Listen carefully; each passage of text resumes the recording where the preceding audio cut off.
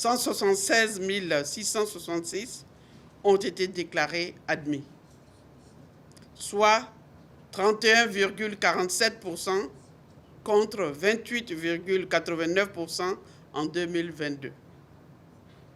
Le taux national de réussite connaît un léger progrès de 2,58. La désagrégation selon le genre permet d'observer que sur 281 299 filles présentes, 83 940 sont admises, ce qui donne un taux de 29,95% de succès, tandis que chez les garçons, sur 282 889 présents, 92 666 sont admis, c'est-à-dire 32,99%. Les garçons connaissent donc un meilleur taux de réussite que les filles cette session en 2022.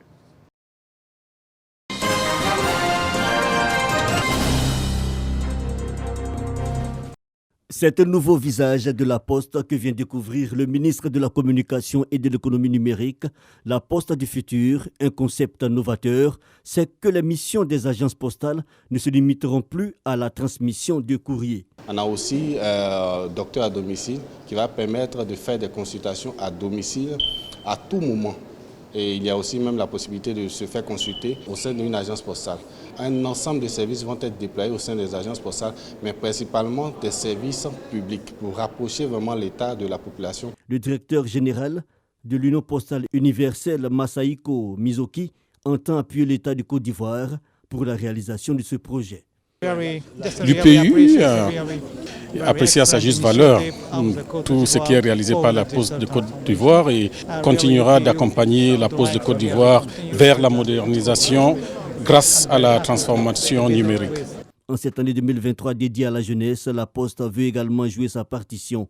Elle initie donc un programme de formation au métier du digital à l'endroit de plus de 1000 jeunes. Des innovations qui plaisent aux ministres Mamadou Touré et Amadou Koulibaly. Je me réjouis que dans la dynamique donc, de cette révolution au niveau de la Poste, il y a une opportunité réelle pour l'insertion professionnelle des jeunes. Et nous allons continuer de travailler en synergie pour justement que ce projet puisse s'étendre sur l'ensemble du territoire national.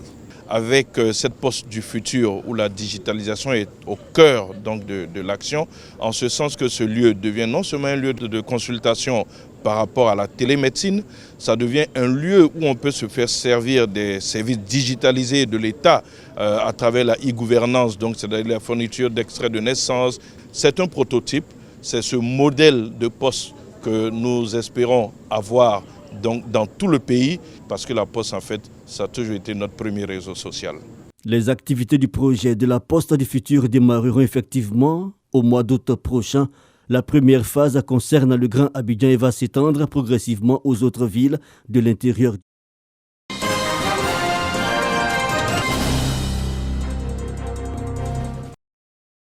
32 millions de tonnes de riz par an, la production de l'Afrique encore loin de l'ambition d'un continent autosuffisant en riz à l'horizon 2030. Face aux besoins croissants de consommation, experts, producteurs et bailleurs de fonds également unanimes sur la nécessité de doubler cette production de riz. Comment tenir ce pari au regard des changements climatiques, du sous-financement et de la sous-mécanisation? Voilà qui convoque la 9e Assemblée générale de la Coalition africaine pour le développement de la riziculture. C'est à peu près 20% de riz cultivé en Afrique subsaharienne qui est de riz irrigué. Cette superficie, si on peut l'augmenter, parce que les zones rizicoles irriguées, on peut réaliser des rendements allant jusqu'à 8 tonnes, jusqu'à 10 tonnes à l'hectare. Au menu donc, partage d'expériences avec ceux des 32 pays membres de la coalition qui tendent vers l'autosuffisance en riz, tels le Nigeria ou la Tanzanie. Promotion du développement durable de la riziculture et du partenariat public-privé. Sur ces questions, la Côte d'Ivoire, dont le plan national de développement accorde une place de choix à l'agriculture et notamment à la riziculture, est favorable, tout comme le Japon, principal bailleur de fonds.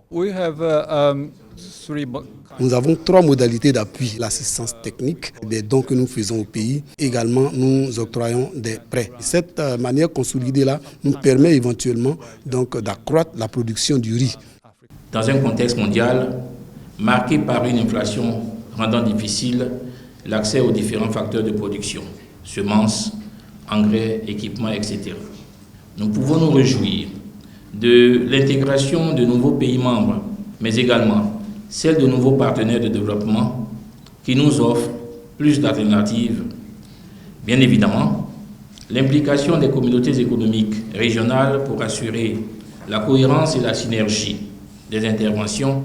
Objectif, au moins 56 millions de tonnes de riz par an en Afrique subsaharienne, avec doublement de la production africaine de riz d'ici à 2030.